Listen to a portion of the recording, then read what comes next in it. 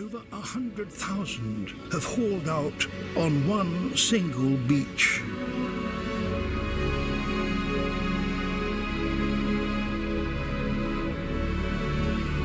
They do so out of desperation, not out of choice.